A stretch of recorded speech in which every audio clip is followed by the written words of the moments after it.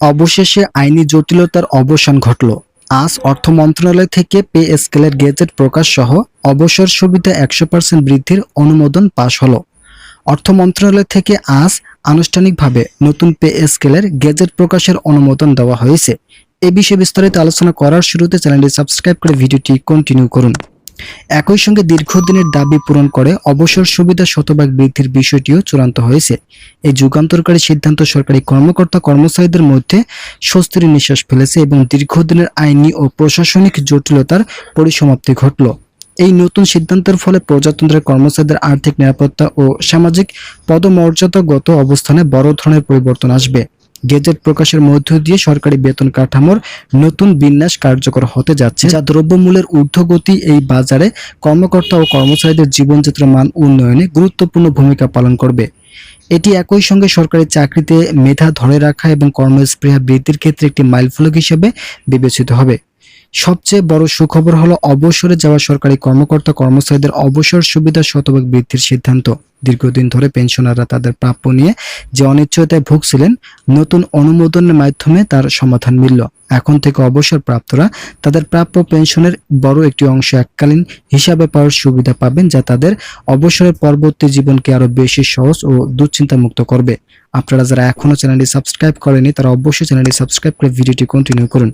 এই অনুমোদনের প্রক্রিয়াটি সম্পন্ন করতে সরকারকে নানাবিধ আইনি জটিলতা ও প্রশাসনিক চ্যালেঞ্জ মোকাবেলা করতে হয়েছে। অর্থ মন্ত্রণালয়, জনপ্রশাসন মন্ত্রণালয় এবং সংশ্লিষ্ট দপ্তরগুলোর মধ্যে দফায় দফায় আলোচনার পর অবশেষে বিষয়টির আলোর মুখ দেখল। আইনি বাধাগুলো দূর করার মাধ্যমে সরকার প্রমাণ করল যে তারা প্রজাতন্ত্রের কর্মচারীদের মধ্যে কতটা সংবেদনশীল এবং তাদের কল্যাণে কাজ করতে অঙ্গীকারবদ্ধ। আগামী কয়েক কর্মদিবসের মধ্যে গেজেটটি আনুষ্ঠানিকভাবে প্রকাশিত হবে বলে আশা করা যাচ্ছে। গেজেট প্রকাশের পরপরই নতুন বেতন কাঠামো ও বর্ধিত অবসর সুবিধা কার্যকর করার প্রক্রিয়া শুরু হবে। সংশ্লিষ্ট হিসাবরক্ষণ অফিস ও ট্রেজারি বিভাগকে প্রয়োজনীয় নির্দেশনা প্রদান করা হয়েছে, যাতে করে কর্মচারীরা কোনো ধরনের হয়রানি ছাড়াই তাদের প্রাপ্য সুবিধা দ্রুততম সময়ের মধ্যে বুঝে নিতে পারেন। এই সিদ্ধান্তের মধ্যে লাখ লাখ সরকারি কর্মকর্তা কর্মচারী এবং তাদের পরিবার নতুন এক স্বপ্ন নিয়ে সামনের দিকে এগিয়ে যাওয়ার সুযোগ পেলেন। কেবল আর্থিক সুবিধাই বৃদ্ধি নয়, বরং সরকারি চাকরিতে নিয়োজিত ব্যক্তিদের প্রতি রাষ্ট্রের এই বিশেষ মনোযোগ তাদের কর্মক্ষেত্রে আরও বেশি নিষ্ঠাবান ও দায়িত্বশীল করে তুলবে। সরকারের এই সিদ্ধান্ত নিঃসন্দেহে বর্তমান সময় প্রেক্ষাপটে অত্যন্ত সময়োপযোগী ও জনকল্যাণকর পদক্ষেপ হিসাবে ইতিহাসের পাতায় লেখা থাকবে। ভিডিওটির এই মুহূর্ত পর্যন্ত এসেও যারা চ্যানেলটি সাবস্ক্রাইব করেনি তারা অবশ্যই চ্যানেলটি সাবস্ক্রাইব করে ভিডিওটি কন্টিনিউ করুন। প্রথমত, এই গেজেটে সরকারি কর্মকর্তা কর্মচারীদের মূল বেসিক বা বেতন কাঠামোতে একটি সম্মানজনক হার বৃদ্ধি নিশ্চয়তা করা হয়েছে। দ্রব্যমূল্যের ঊর্ধ্বগতির সাথে সামঞ্জস্য রেখে এই বেতন বৃদ্ধির সিদ্ধান্ত নেওয়া হয়েছে, যাতে কর্মচারীরা তাদের কর্মক্ষেত্রে আরো বেশি উদ্যমী হতে পারেন। এছাড়াও দ্বিতীয় গুরুত্বপূর্ণ বিষয় হিসেবে অবসরপ্রাপ্ত চাকরিজীবীদের জন্য শতভাগ অবসরকালীন সুবিধা প্রদানের বিষয়টি স্পষ্টভাবে গেজেটে উল্লেখ করা হয়েছে, যা অবসরে থাকা ব্যক্তিদের আর্থিক নিরাপত্তা ও মর্যাদাকে আরো নতুন উচ্চতায় নিয়ে যাবে।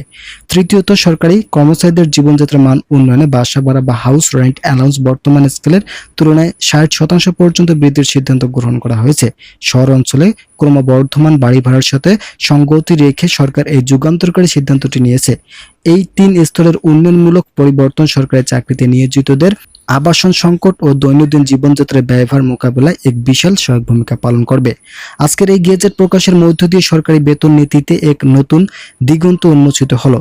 সংশ্লিষ্ট কর্তৃপক্ষ জানিয়েছে, খুব দ্রুতই এই নতুন নীতিমালা অনুযায়ী বেতন ও সুবিধাটি কার্যকর করার প্রক্রিয়া শুরু হবে। সরকারের এই সিদ্ধান্ত বাস্তবায়নের ফলে একদিকে যেমন সরকারি সেবার মান বৃদ্ধি পাবে, অন্যদিকে কর্মকর্তা কর্মচারীদের দীর্ঘদিনের আইনি জটিলতা ও আর্থিক অনিশ্চয়তার অবসান ঘটবে বলে আশা করা হচ্ছে।